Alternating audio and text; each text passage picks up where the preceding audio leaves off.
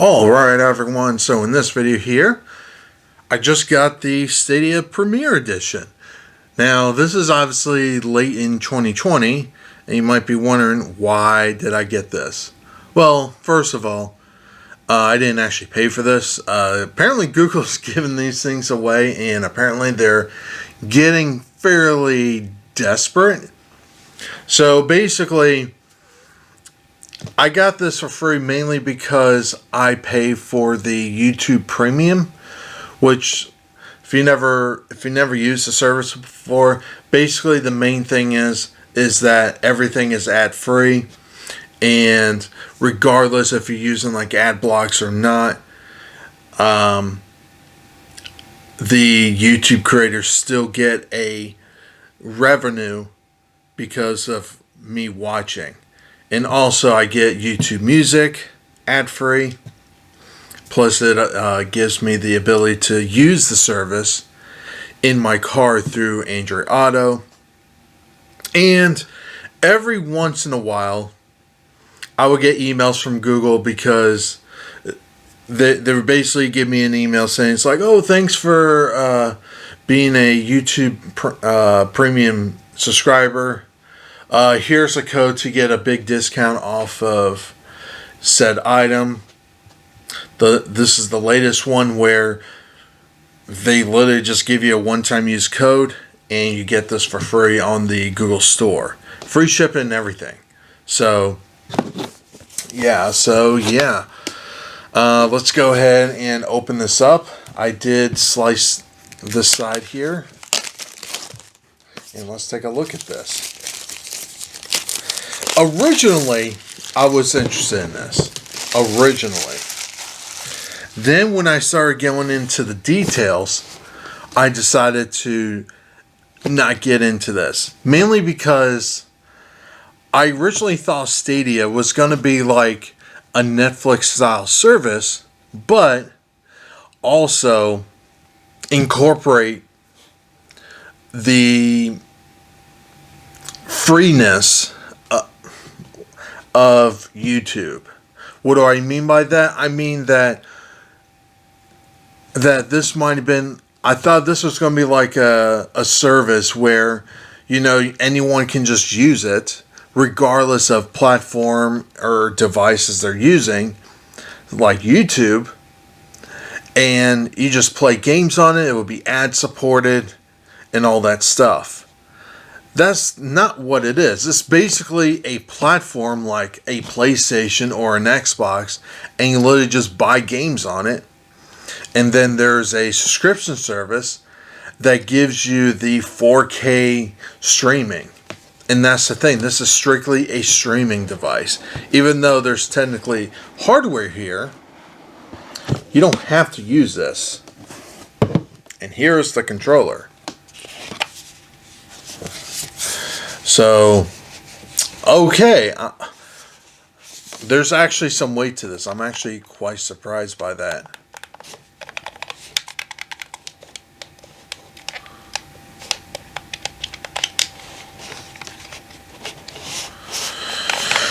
Okay, there's some weight to this. So let's pull this part out. Alright, looks like we got a USB-C to A cable.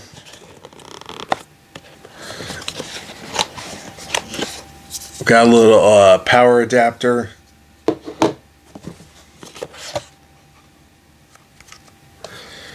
And in here, we got the Chromecast Ultra.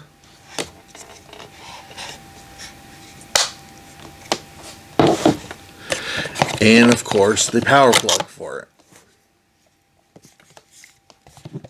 And it looks like that's pretty much it in here.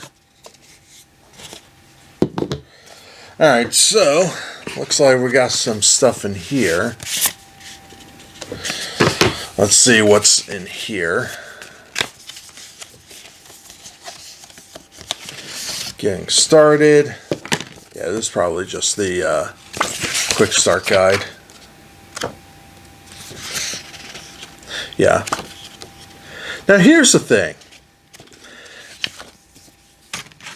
is that one of the problems with this is the fact that this controller only connects to Wi-Fi. There's no Bluetooth in here.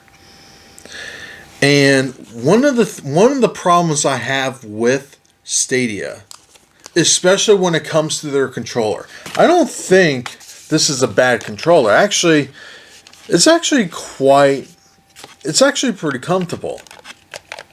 Now that I'm holding this, it's more in line with like a PlayStation controller than like the Xbox or the Switch, but it's still a relatively comfortable controller. The problem I run into, especially when it comes to the controller, is that it doesn't have Bluetooth, which means you can't use this wirelessly on your computer. You have to connect it with the cable if you want to use Stadia on your computer. If you want to use it on your phone, it's kind of the same way. Now, it does have Wi-Fi. The problem is, and I think this is really where they screwed up here, especially when it comes to the controller. And I would not be surprised if they come out with like a version 2 that has Bluetooth built into it, which is probably part of the reason why they're giving these things away, because they're just trying to get it out of their warehouses. And that is the problem you run into. Part of their marketing is that you can play it anywhere. While that is somewhat true, you can't use the controller anywhere. So say like you're out, and let's just say you're just out and about, or say like you go to like a restaurant to eat on your lunch and you want to play a quick game on Stadia. Well, you have to set up the controller. You have to find a way to set up the controller to their Wi-Fi and all that stuff.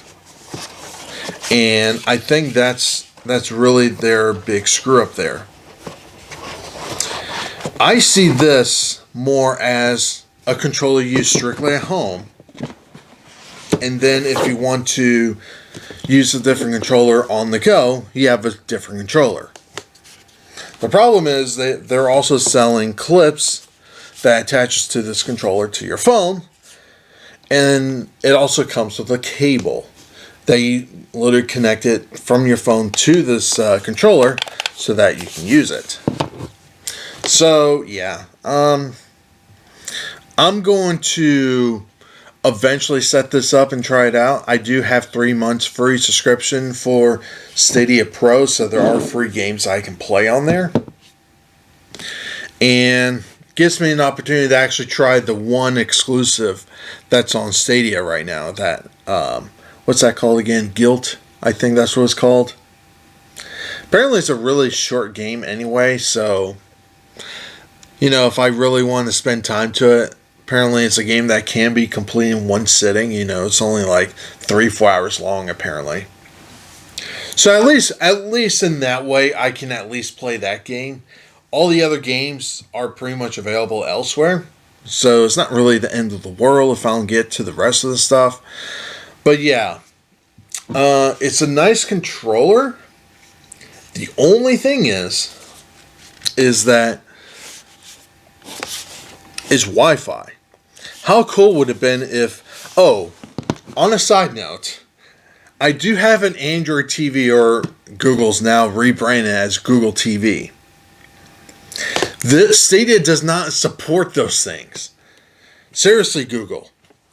If you are going to be coming out with a product like this that you can play anywhere. I have a 4K TV with built-in Chromecast. And yet I have to install one of these things. Seriously, Google? I don't know. Plus, there's some... And by the way, these things, if you use this for too long, apparently this thing will just overheat because even though the Chromecast can do the HDR and all that stuff, it wasn't really designed for like 6 to 8 hour long gaming sessions with using this thing, which is also another screw up from Google for that. I'm not here to bash Google or anything. You know, I do use their Pixel phones. I recently got their Pixel 5, which personally I think is actually the best Pixel phone Google's ever made. But, you know, it's early stages. You know, who knows if there's going to be any hardware issues with it. But I do use a lot of Google services. And for the most part, out of the gate, they're usually pretty good. It's just a matter of people want to support or not. This, however, is that I don't think the average person likes the idea of buying games that is strictly streaming only. I can understand if this was more like a Netflix for gaming, which apparently that's what Microsoft is doing with Game Pass. And apparently they're actually really successful with it right now. And I think I was reading an article that like 70% of Xbox Series owners are Game Pass subscribers also. So there is a market out there for people buying hardware just to pay for a subscription service just for games. I don't think the way Google's doing it, though, is the right way of doing it. Actually, I know they're not, because the fact they're giving these things away, free shipping and everything. You know, I did not pay for shipping. You know, they gave me a code and included free shipping.